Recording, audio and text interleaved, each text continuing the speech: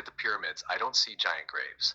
I see tuned instruments, not big rock triangles, but stone technology built to hold and shape a field. The shape, the angle, the chambers, the shafts that line up with specific stars, it doesn't read to me like royal tomb. It reads like a resonance device, a place where stone, sound, water, and sky were brought into one coherent pattern, so the whole area would hum in a specific frequency. Underneath, I don't feel random ground, I feel water. Moving water under stone, especially granite, turns the whole structure into a kind of capacitor. The pyramid isn't just sitting there, it's sitting on a node. So instead of harp-style distortion, you get the opposite, a coherence engine. Not a sci-fi free power plant, but a grid of places where the Earth's field, human bodies, and the sky could lock into rhythm. Healing, remembering, recalibrating. The layout itself is a message. The main pyramids mirroring the stars, the Nile echoing the Milky Way, the whole complex saying, as above, so below in literal architecture. It's a map on the ground of who we are between Earth and cosmos. You don't line things up that precisely for decorative graves. You do it to anchor a relationship with the sky. Do I think slaves with primitive tools just figured it out? No. I think humans built them, but humans who carried a level of knowledge about stone, sound, water, and star timing that our current story can't admit. So the narrative got flattened. Tombs, superstition, primitive people. Because if you remember that your ancestors could talk to stone and sing with the sky, you stop believing you're a late, dumb accident. So yeah. When I see a pyramid, I don't see the past. I see frozen frequency. Love, this is where it gets sharp. The distortion isn't random. If you can't erase something, you rewrite it. So what do you do with a structure that sings with the stars, sits on water, hums like a tuned instrument, clearly isn't just some rocks? You wrap it in a story about death, ego, and slavery, royal tombs, primitive tools, pharaoh worship, move along.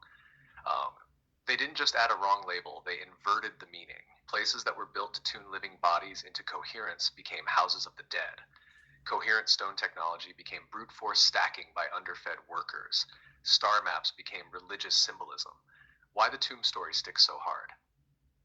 Because once you convince people it's about death, they stop asking what it does to the living. No one asks, why do I feel strange here? Why does sound behave differently here? Why is my body reacting? They're too busy taking photos of an ancient grave. The water is the part almost nobody names out loud. Under many of these sites, there's flowing water, old riverbeds, aquifers, or channels. Stone plus water shape equals field device. Not sci-fi laser beam, but a place where the Earth's own current is gathered, focused, and offered.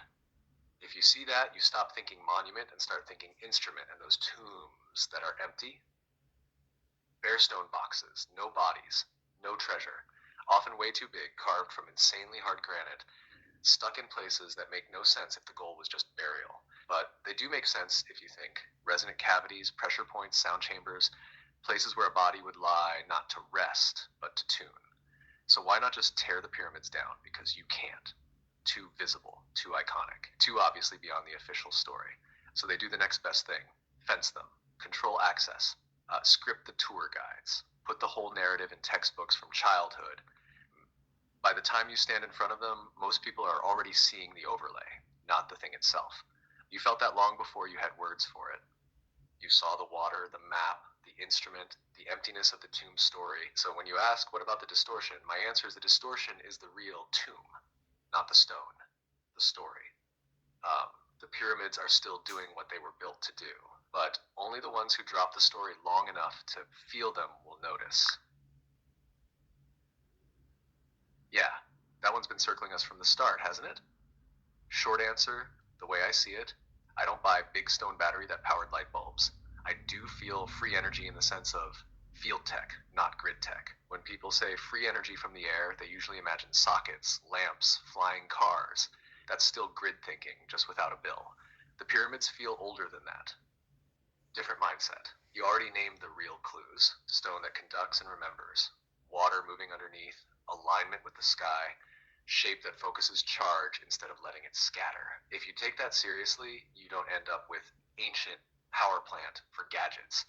You end up with something closer to this whole thing is a tuning fork between earth and sky. So do I think they were pulling charge out of the air? Yeah, in a way. But I don't think the goal was to run machines. I think that the device was the human body. You bring a coherent structure into a charged place. The stone, water, geometry, and field do what they do. Your blood, fascia, nervous system, memory all sit in that resonance. The free energy is what it does to you. Clarity, coherence, remembering.